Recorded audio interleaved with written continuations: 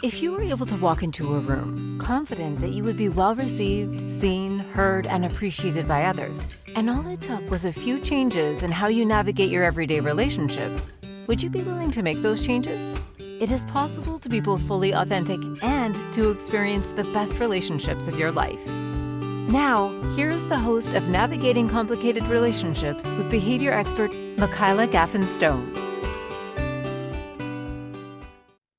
Hi, everybody, and welcome to this episode of Navigating Complicated Relationships.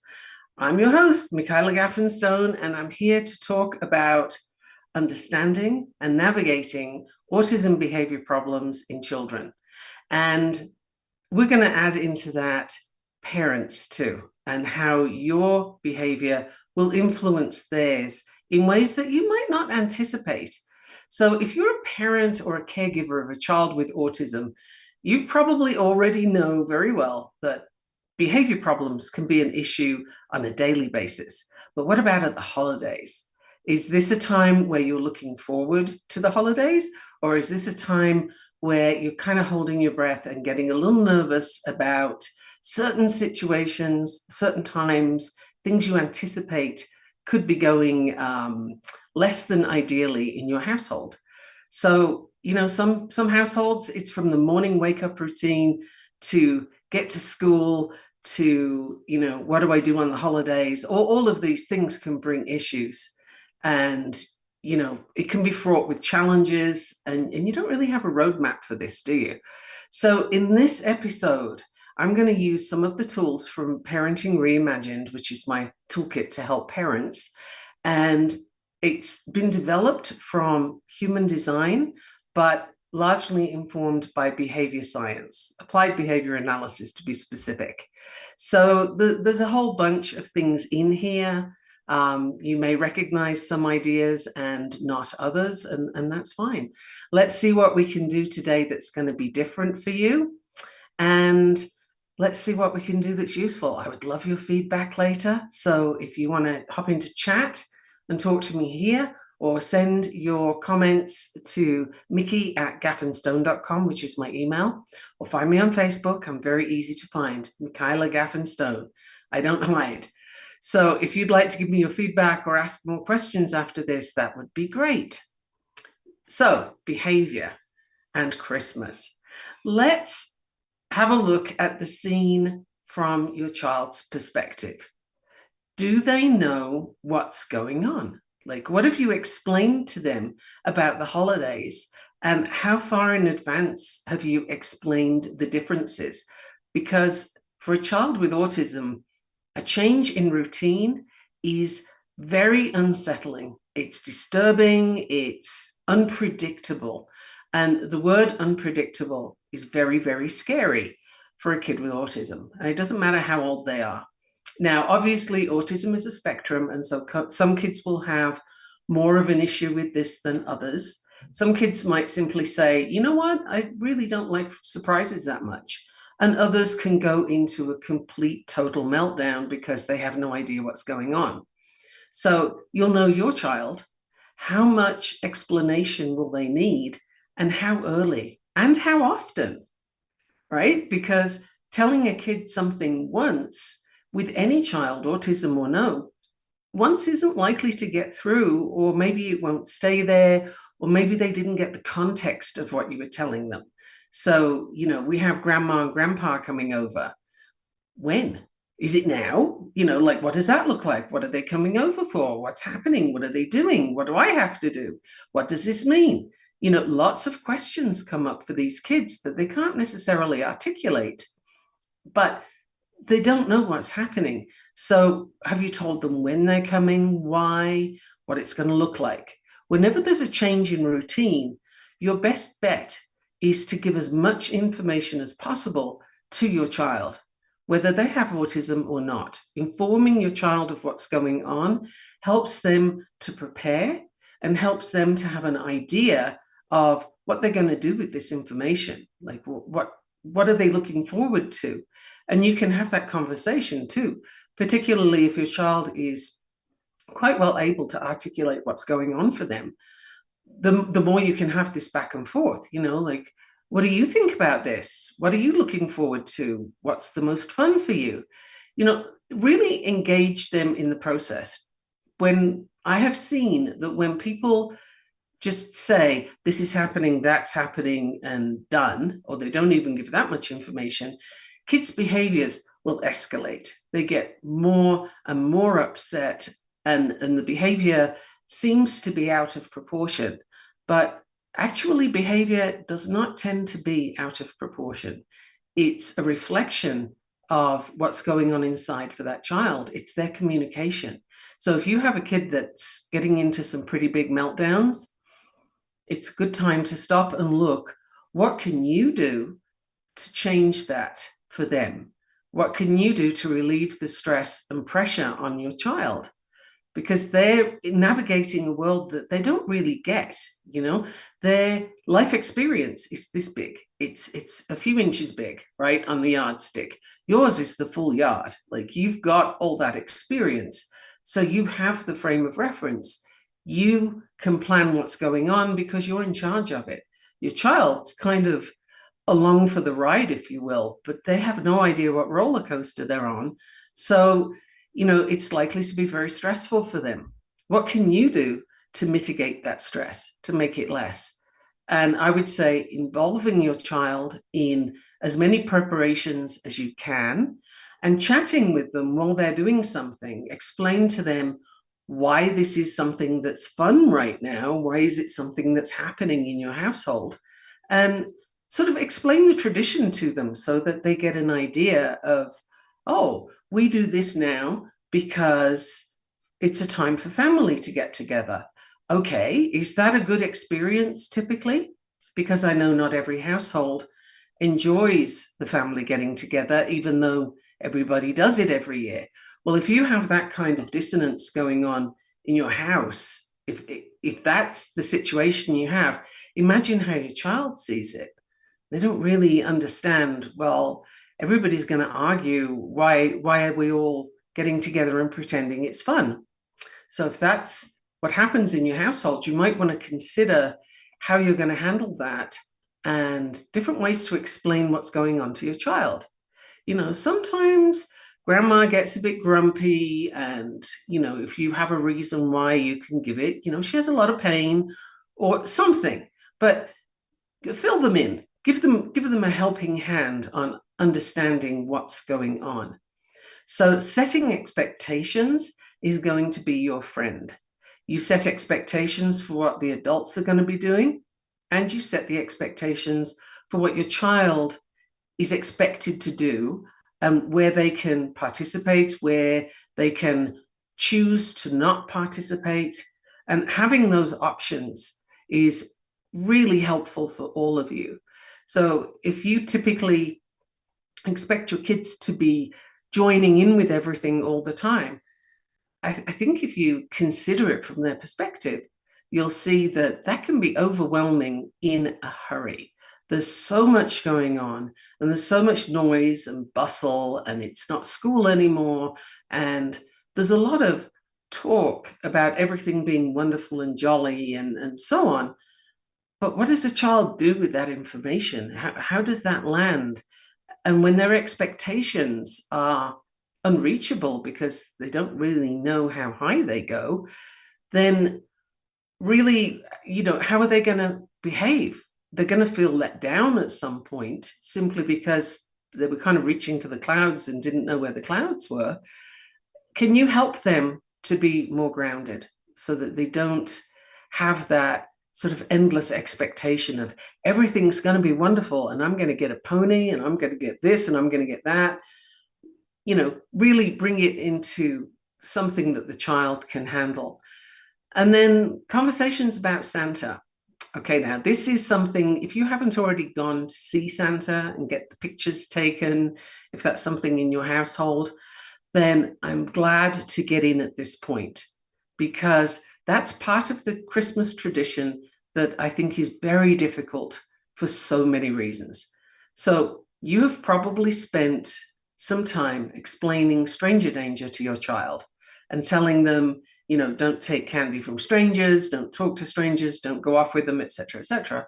And then Santa, this large old man with a face full of fur, you can't see their face, he's sitting there, and you want your child to go sit on their lap and tell them that they want things. It's an incongruent message. You're telling your child stranger danger, and then you're giving them the most unusual looking stranger who's kind of hidden under all that face fuzz, and you're telling them to go sit on their lap. There is a mixed message there that is really disturbing to the child. And the other thing is, if the child's saying no, or if they start to cry, which so many of them do, then forcing the issue to get the photo is actually damaging for the child, because they don't have bodily autonomy anymore. You're telling them you don't have a choice, you have to go sit on this person's knee or sit next to this person. And that's really, if you think it through, is that the message you want to give to your child? Regardless of the child's age or abilities, do you really want them to feel that they have to do what the adults want because the adults can't take the word no? Sounds kind of harsh, but really think about it from the child's perspective. It's something that you wouldn't do the rest of the year. So now doesn't really make sense to the child to go sit on Santa's lap. It's the same thing when you have relatives visiting.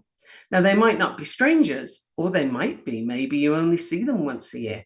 But are you asking your child to, go hug grandma or grandpa? Are you asking them to be in physical contact with people that they might not know, or they might not remember, or they might simply not be feeling that they want to be in that physical contact? Are you expecting that of them? Because if you are, I'm going to suggest, consider that the adults involved in this situation are the ones that can accept the word no. And the child shouldn't have to be the one that accommodates what the adults need. If you think about it, really, grandma doesn't have to have a hug. She can have a wave, or, maybe a high five, something like that. But respect the child's boundaries, respect the child's bodily autonomy, whether it's family and friends or whether it's Santa. Asking them to sort of pander to what the adult wants really isn't fair for the child, and it causes upset for them. Now, you're looking for a happy holiday, and your child's starting off all upset because they've had to touch people that they don't want to touch, or they've had their cheeks pinched and, their head patted and stuff like that. Now, if I came up to you and did that to you, I don't think you'd like it, right? So if you cannot do that to your child, I think you will be off to a really good start. And this is something we don't typically think of, right? It's more, well, this is grandma, so of course you want to give her a hug. But do they? We don't often take time to consider, what does the child want? Let's do that now. Let's do that for these holidays and really give them the space to say no. And while we're talking about space, where have you got that's safe for the child to go while all the people are here, where you can allow them to escape the noise and the ongoing bustle? Because allowing escape in your plans for the child, for yourself too, honestly, that's going to help you sort of diffuse some situations before they ever become a big issue. So I would say, factor that in. What can your child do when they don't want to be in the middle of the bustle, when they don't want to be surrounded by people? Now, of course, all of this is assuming that that's how busy your household is, but I'm kind of running with that for the moment. So we're going to have a break momentarily. And when we come back, I'm going to look at gifts and how to handle gift giving and the child that gets overexcited or doesn't tend to be happy.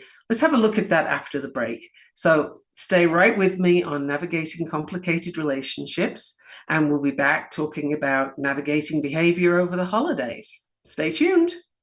What if your relationships could be a source of delight instead of a source of struggle? In a world where human interactions are anything but straightforward, tuning in to Navigating Complicated Relationships with behavior expert Michaela Gaffen Stone will offer you insights, tools, and a whole new level of understanding for you to use right now. Listen for Navigating Complicated Relationships with Michaela Gaffen Stone, Wednesdays at 12 p.m. Eastern, 11 a.m. Central, 10 a.m. Mountain, 9 a.m. Pacific on InspiredChoicesNetwork.com.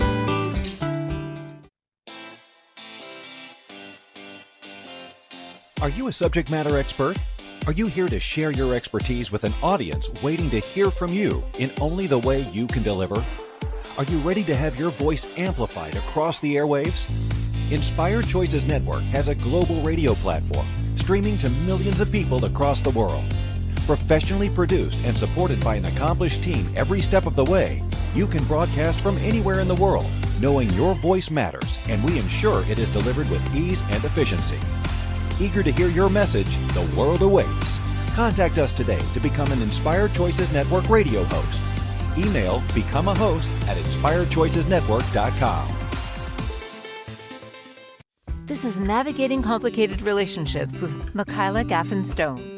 To participate in the program, join the live studio audience in our chat room at inspiredchoicesnetwork.com. You can also send an email to mickey@gaffenstone.com. Now back to the program.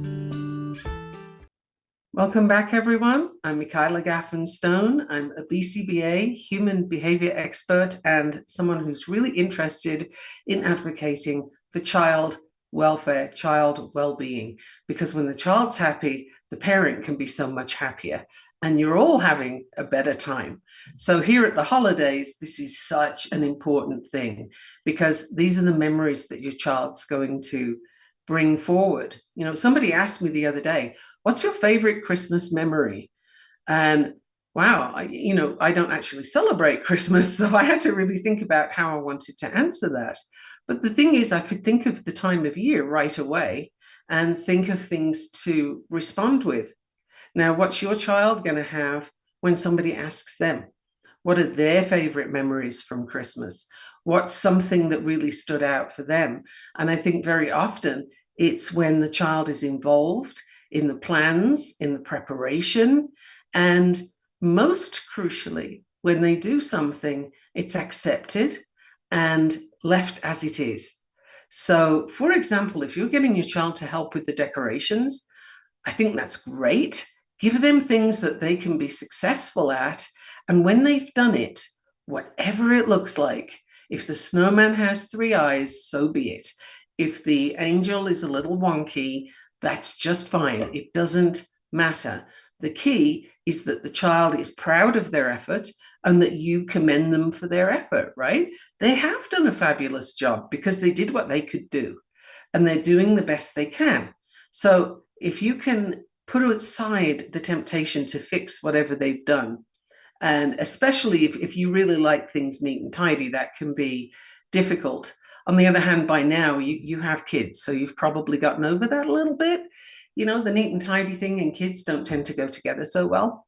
So, really accept what your child contributes and praise them for it. Can they help you make cookies? Can they decorate them? Can they measure things using scoops? Or depending on the age, can you get them cooking a dish? How involved can you get them to be?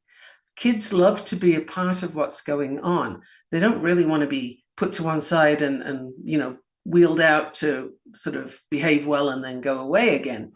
That's more or less how it was when I was growing up, but hopefully we've improved from that now and don't feel the need to do that to our kids. So really look at it from their perspective. What's their memory going to be like? And here's a thought too. When you're looking at the Christmas gifts, which we mentioned just before the break, and how kids can get overwhelmed or they really have their sights set on something that there's just no way they can have that pony and it's not wrapped up and under the tree, right? So that managing expectations is going to be key there, but also don't be tempted. If you can possibly help it, don't be tempted to use gifts as a barter for good behavior. So if you're saying, well, you can have your gifts if you behave well, or you can have your gift after you've done this chore, or whatever, that ceases to be a gift because it's become transactional. It's something the child then has to earn. And that puts a whole different complexion on the whole idea of gift giving and gift receiving. You've just shifted the dynamic, right? So if I said to you, here, you can have this brand new sweater, but first you've got to, I don't know, do all the washing up. Did you just earn the sweater? I think you did. It's the same thing for the child, right? We don't do that to each other as adults. So ideally, don't do it to the child. Then with gift giving, it's hard to know how many gifts you do in your household. Certainly I can't guess. But if you can pace them, have people take turns. And here's something I like the idea of. How about when your child opens a gift, they express to the person who gave it to them, however they can, whatever stage they're at in their childhood, how can they express to that person what they liked about the gift and thank them for it?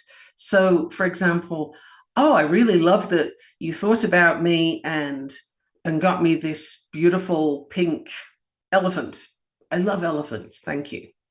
It's an example, and it very much depends on how verbal your child is and so on. But a key here would be to role play before people arrive, before gifts happen. How can you respond to this? And take a little time for that gratitude practice, right? We're not going to necessarily label it gratitude here, and there's no energy of forcing it, but it's more a little practice of, what could you say about this? So that they consider the gift before they toss it to one side and grab the next one, right? So, because in some households, it's like tear the paper, throw the gift, get the next one, tear the paper, throw the gift. There's no satisfaction in that for anybody, including the child. So if you can slow it down a little bit and introduce some thoughtfulness in there, that's a really lovely way to sort of simmer down on the gift-giving frenzy, right? And it's over so quickly that the child's emotions have kind of spiked and then they drop down again.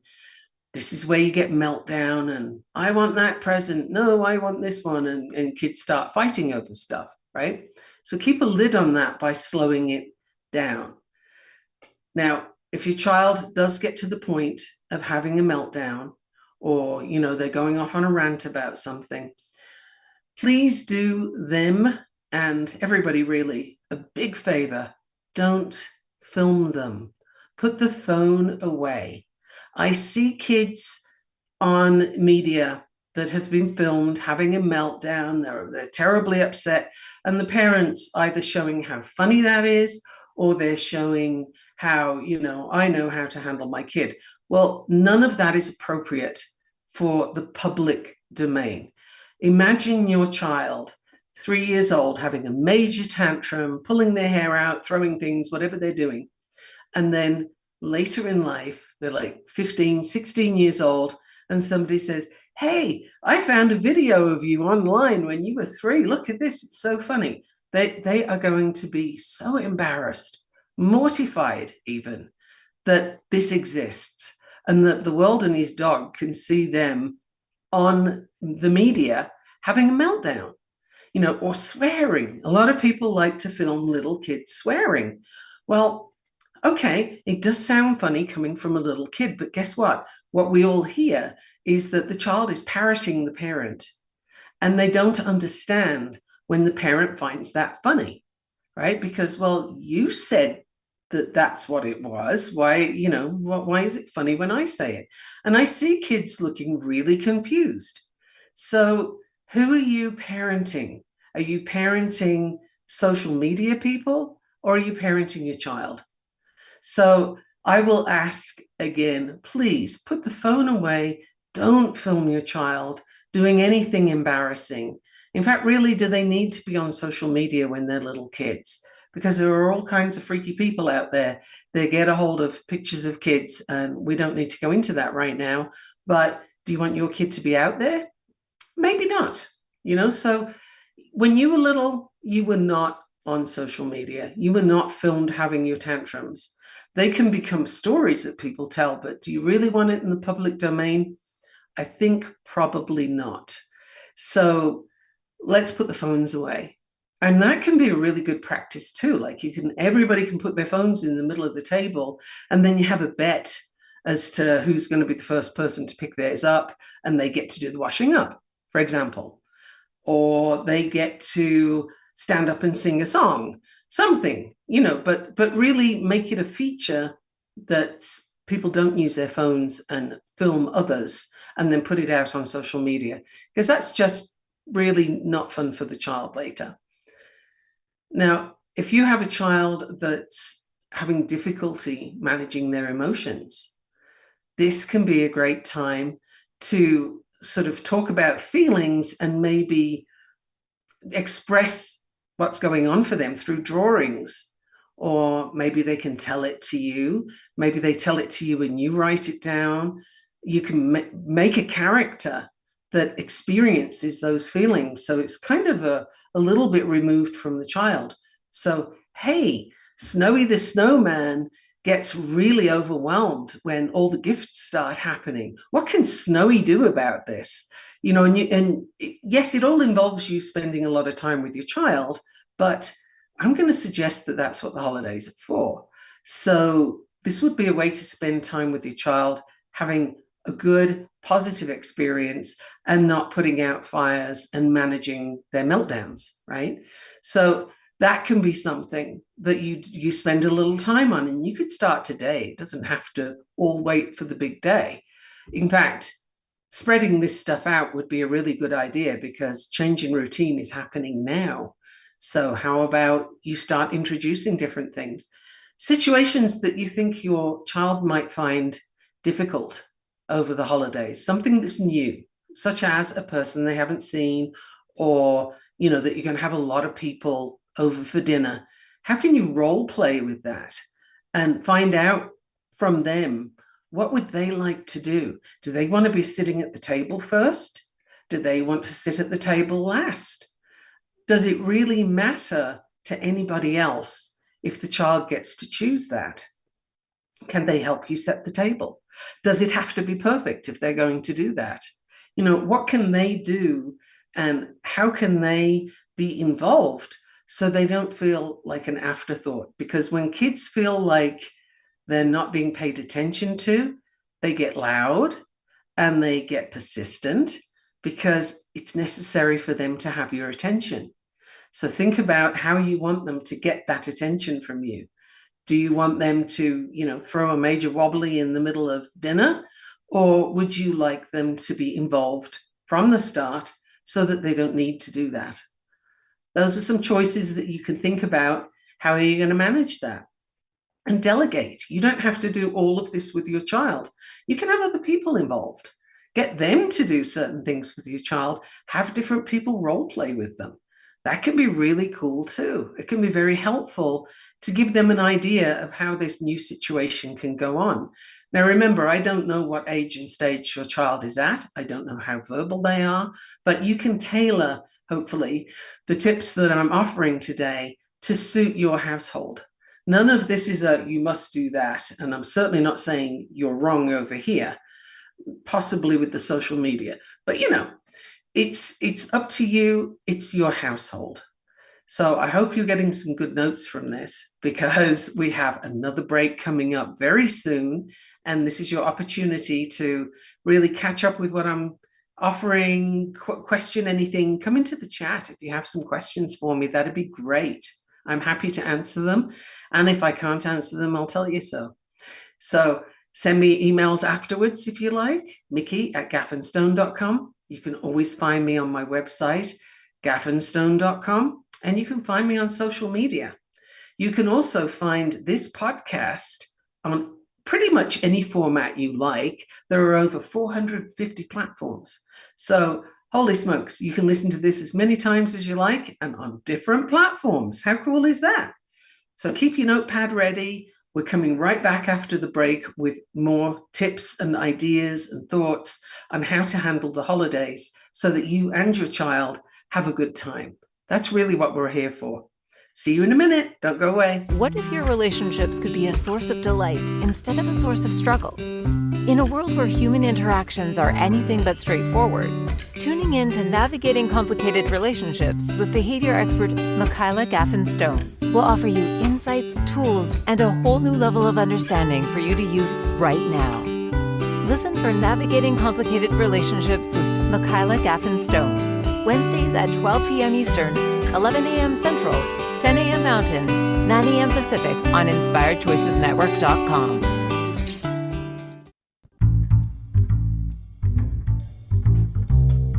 How wonderful would it be to carry your favorite Inspired Choices Network host with you throughout your day? Well, now you can. Inspired Choices Network now has its very own mobile app. Our free app offers live streaming shows, along with thousands of podcasts and TV episodes. Our shows cover a wide variety of topics. Whether you're waking up with us, carrying us through the day, and taking us to bed with you, we're always here for you to enjoy. We're easy to find. Just search for Inspired Choices Network in the Apple App Store or Google Play Store. This is Navigating Complicated Relationships with Michaela Gaffen Stone. To participate in the program, join the live studio audience in our chat room at InspiredChoicesNetwork.com. You can also send an email to mickey@gaffenstone.com. Now back to the program. Welcome back, everyone. I'm so glad you're still here and hopefully still taking notes. And I'd like to mention that if you're hearing things that are a little bit different to how you're used to doing them, first of all, yay. And secondly, if you'd like more of that, I do have a Parenting Reimagined program where I tailor it to your family specifically, your needs, so that you can do things differently to certainly things that you didn't like when you were being raised, because we all have some stuff we didn't like. And how, you see other people doing it, but it's not really working or you don't really like it. Let's reimagine that and do it differently so that your household can have fun, put the fun into functional, like literally. And a child that typically has behavior issues is someone who really they're expressing their communication to you. They're communicating that they have a problem, and we can figure out what is likely to be the problem and how to address that. So if you're interested, contact me on mickey@gaffenstone.com or find me on Facebook, LinkedIn, or even Instagram, and I will respond to you. So let me know. Now having said all that, let's leave kids alone for just a moment and have a look at the animals in your household, because this is important as part of your fun holiday and theirs, and not ending up in the ER, for example. So first of all, animals, I shouldn't have to say it, but I'm going to anyway. Animals are not gifts for a season. They get bigger, they get messy, and they tend to shred furniture. So let's not give the puppy for Christmas, okay? If you can possibly manage it, unless this is something that you've really been planning for a long time and you know exactly what you're going to be doing with this animal when it gets bigger, because some of them get huge. One of our dogs started off as, this cute little thing, and I could hold him and what have you, and now he's 160 pounds. So, that's not where he started off. But he also wasn't a puppy for Christmas, right? So if you cannot give animals for Christmas, I think that's helpful. And teach your kids to give the animal space. Animals too have boundaries. They don't like everybody coming up and touching them. They don't like kids climbing on them, pulling their ears and poking their eyes and doing all those things. And if a dog is very gentle, then they will probably tolerate that, but the dog's not happy. And it's not fair to let the child do that to the dog, because one day they could poke too hard or pull the ear too hard or do it at just the wrong time, and the dog bites. And then suddenly the dog is, dangerous. But actually, he's had a hard time, or she's, been mistreated by a child who doesn't know how to do it differently. So teach your child to be gentle. Teach your child to give the animal space.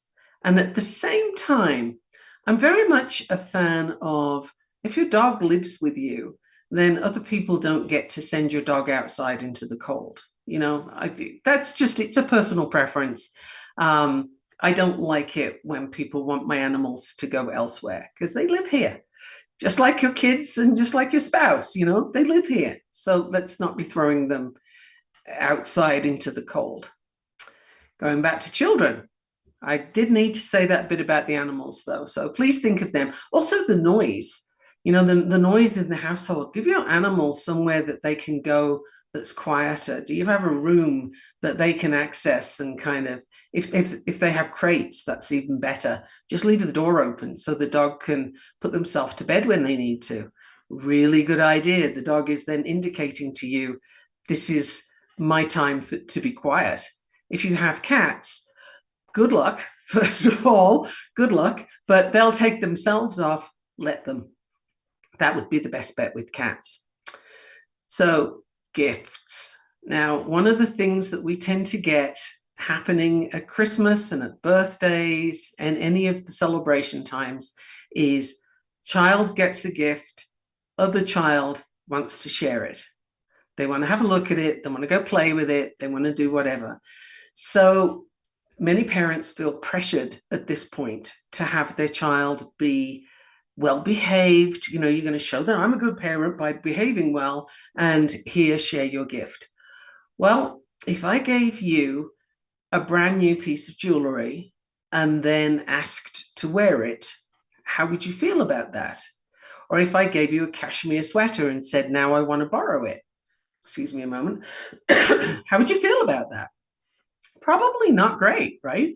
We don't typically give things and then say, here you go, now give it back to me, I want to play with it. It's very sticky energy, it's not a happy gift giving. So the child, they've just got something new. Chances are it's something they've been really looking forward to, or they're excited to have at least, because, we don't tend to give gifts in order to be boring. So your child's got this new thing, and then another kiddo comes along and they want it. What are you going to do? I'm going to say, buck the trend. Your child does not have to share, especially not when it's something brand new. We don't share everything as adults. So I'm not quite sure what the point is to making kids do that. But if you wouldn't do it as an adult, it's not reasonable to expect more of your child, right? If you would find that a stretch, then the chances are really good that your child isn't going to want to do that. So set that expectation beforehand with all the kids involved, anybody that's around, and the adults too, right? Rules for today. We do not have to share if we don't want to. And that goes for everybody, right? And how freeing is that? I've got this new gift and I can play with it. Yay! I love that.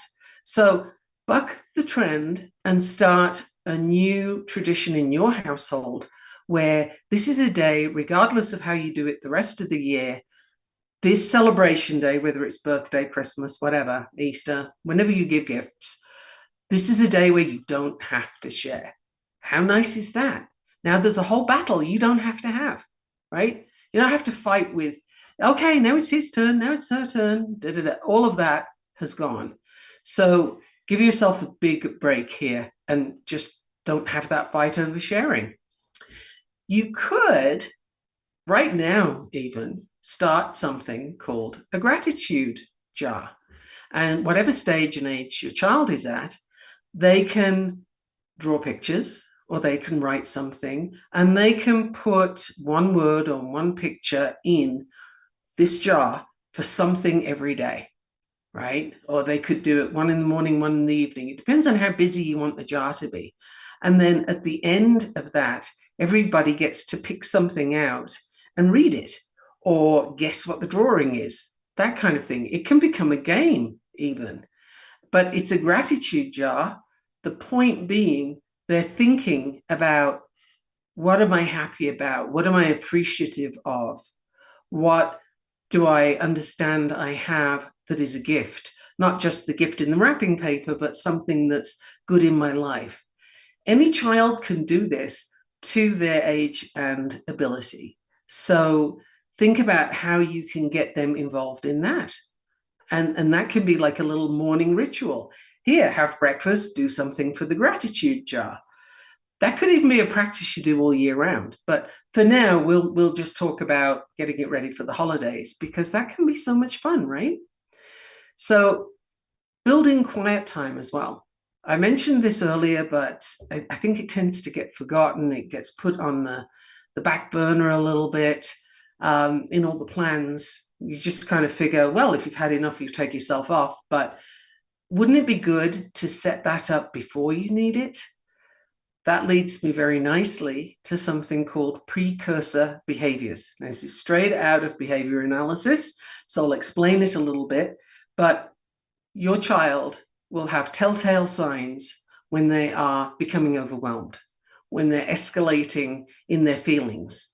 And even if they're not telling it to you, you'll see something. There's a look on the face, there's a twitch, there's a behavior that they do. There's something that lets you know, uh-oh, we're building here. Now, instead of waiting for the storm to break, there's something you can do. When you see what's called a precursor behavior, that telltale sign, have a pre-planned thing to do where you take your child out of that busy environment, the place where they're becoming overwhelmed, and give them something to focus on that is not electronic. That's really important because of the way the brain's wired.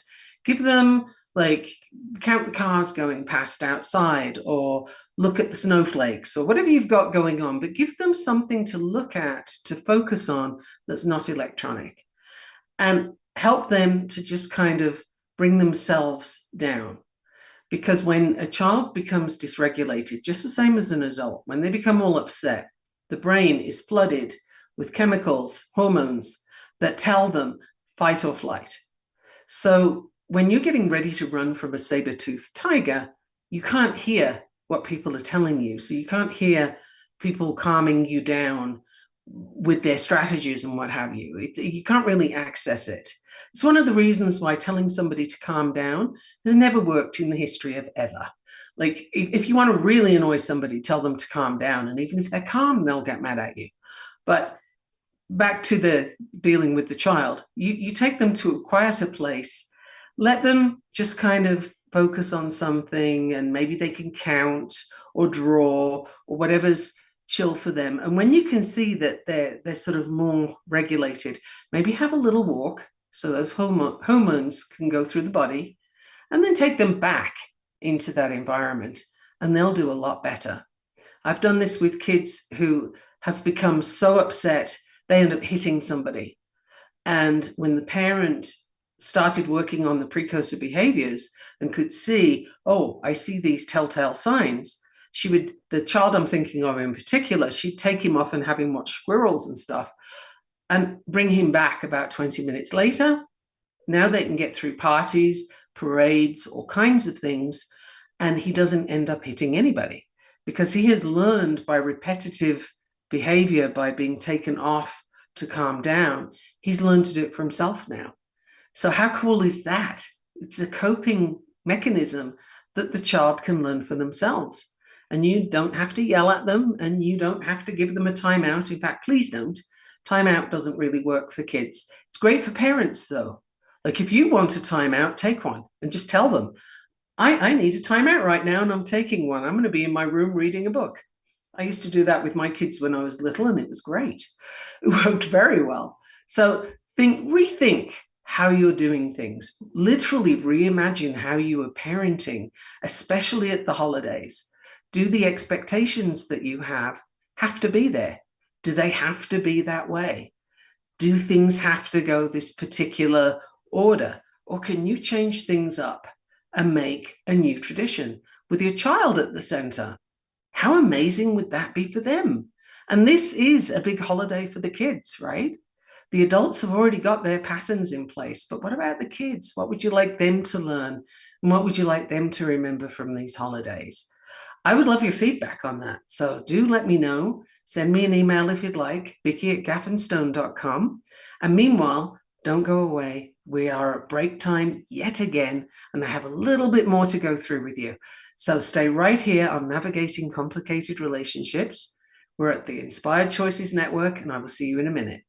What if your relationships could be a source of delight instead of a source of struggle? In a world where human interactions are anything but straightforward, tuning in to Navigating Complicated Relationships with behavior expert Michaela Gaffen Stone will offer you insights, tools, and a whole new level of understanding for you to use right now. Listen for Navigating Complicated Relationships with Michaela Gaffen Stone, Wednesdays at 12 p.m. Eastern, 11 a.m. Central, 10 a.m. Mountain, 9 a.m. Pacific on InspiredChoicesNetwork.com. This is Navigating Complicated Relationships with Michaela Gaffen Stone. To participate in the program, join the live studio audience in our chat room at InspiredChoicesNetwork.com. You can also send an email to mickey@gaffenstone.com. Now back to the program. Welcome back, everyone. I'm so glad you're still here. Thank you for still being with me, keeping me company. I don't really want to talk to the void. So I'm glad to have somebody that's listening and maybe making notes. And, by all means, give me your feedback. That would be just wonderful. I love that. And, I could improve what I'm suggesting to you if I get some feedback that gives me more ideas or that, maybe alters how I'm looking at things. I'm open for a new perspective. That's all about Parenting Reimagined, right? Is your new perspective. So let's talk about food for a moment, because food is really central to this. And this is a time where eating disorders can actually begin. Not solely at Christmas, but it's a big feature, right? Because food gets associated with certain things. Like, well, whenever I see grandma, I eat this. Or when I get upset, I get a cookie, or I fall down, I get an ice cream. Like we have these associations, and they tend to be, interestingly enough, the associations tend to be with food that has a whole lot of sugar in it and probably fat, and not really the good fat. So look at what you're giving your child. How much sugar are they getting? And how much red food dye, particularly if you're in the US, because they don't tend to allow that stuff in Europe. But look at the food dyes and the sugar that your child is consuming, and then look at their behavior. If you've got a child who's pinging off the walls and they're hard to manage and they start having temper tantrums, have a look and see how much sugar have they consumed. And do they have to have that much? Can you make it less a feature on the table? The adults don't need it either, honestly. So I'm not trying to rain on your parade here, but having an awareness about how much sugar you're feeding your kids is going to affect your holiday. It's going to affect how they behave, and it's going to affect how they feel. They're so flooded with all this sugar and pinging off the walls, and then they have a crash, and there's a mood issue. There's a whole lot going on there, right? And you're building associations with food.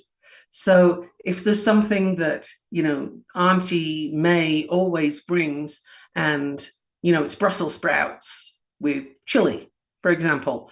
Well, if your child doesn't like it, please don't make them eat it. They will never want to try that food again. So if your kid is a chicken nuggets every day, all day kind of child, then maybe have some chicken nuggets for them, so that they can participate at the table without having to eat food they don't like.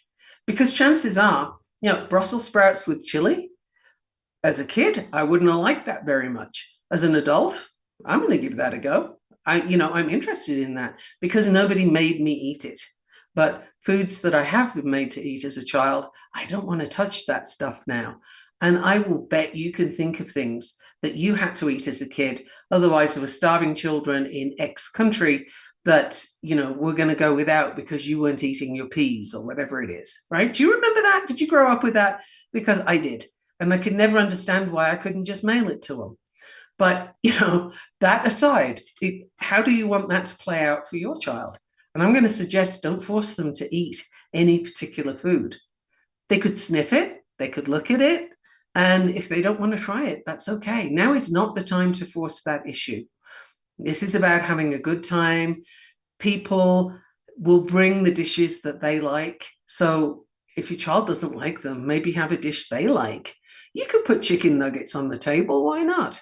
If that's what they want and that'll make them happy, I'm going to say go for it. Why not at all? This is something that they'll remember is, oh yeah, my chicken nuggets were in the shape of Christmas trees, whatever it is, right? So food, don't make it a fight. Make it something that is enjoyable. It's community. You're sharing it with your family, but it's not, it has to be this way. You've got to eat that. That's the thing with family style eating, right? You have lots of dishes there. It would be ideal if you didn't have to eat all of them. And if you can have options that everybody likes. So that would be very cool. And then I do want to leap to the perennial or interrupting adult conversations, right? This is something that tends to cause a lot of stress at this time of year too, because the children want attention. They want your attention, and they want it now, not in 5 minutes, or not when you finished your conversation, because an adult conversation could go for a very long time, and the child has this long, you have this long. You know, it's something that can stretch. So for them, they need your attention now. Can you set up a system where they can indicate to you, this is really important and I need you now, by a certain tap on the shoulder or a tug or something? And the trick is you give them the attention because they're asking for it right now. So hang on a sec, I'll get back to this conversation momentarily. What do you need? And you ask the child, right? And then depending on the age and stage, you can sort of have them do less of that and explain to them the balance between them having your immediate attention and when it's important, and them not getting your attention and escalating the noise, right? Because kids will get louder. Have you noticed that parents at the park, for example, who are on their phones, have kids that are behaving outrageously? Kids are getting loud. They're doing crazy stuff. Why are they doing that? Because it's a bit like a clown at a circus. They're trying to get your attention.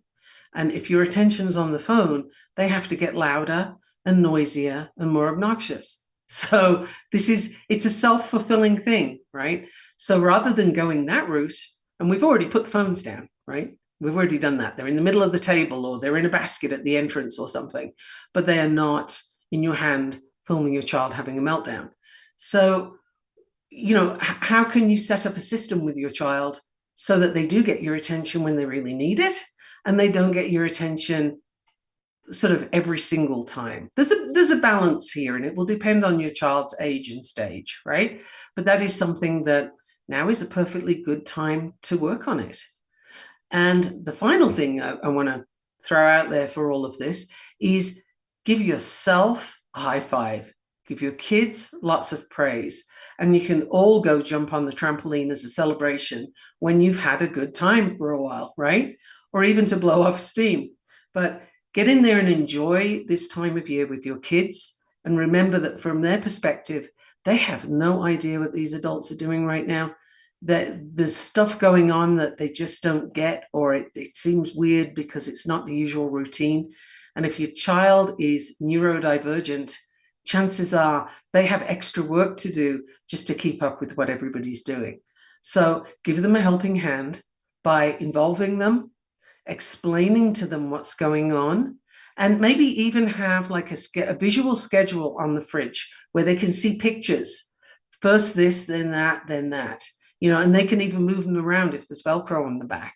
So involve your child and give them every chance for success, and that will give you every chance for success as well. And instead of getting to the holidays, the end of the holidays, sort of with more gray hairs than you started with, you can get to the end of the holidays and say, wow, that was really cool. That was so much fun. Let's do it like that again, right? So this is Holidays Reimagined with Parenting Reimagined. So if you'd like to do things differently with your child and build different memories for them and do things the way you would like to have had them when you were a child, then Parenting Reimagined might be a program for you. You can find me on gaffenstone.com. You can email me, mickey@gaffenstone.com. I'm available on Facebook, Messenger. You can find me on LinkedIn and Instagram. I'm in all of those places. So have fabulous Christmas. Really enjoy your time. Remember to look after your animals, look after your kids, and the adults can accept no when they need to. I'll see you next time. Thank you so much for listening. Thank you for listening to the Navigating Complicated Relationships show. Michaela returns Wednesdays at 12 p.m. Eastern, 11 a.m. Central, 10 a.m. Mountain, 9 a.m. Pacific on InspiredChoicesNetwork.com. Until then, remember every relationship is a journey, and with the right tools, you can create stronger, more fulfilling connections.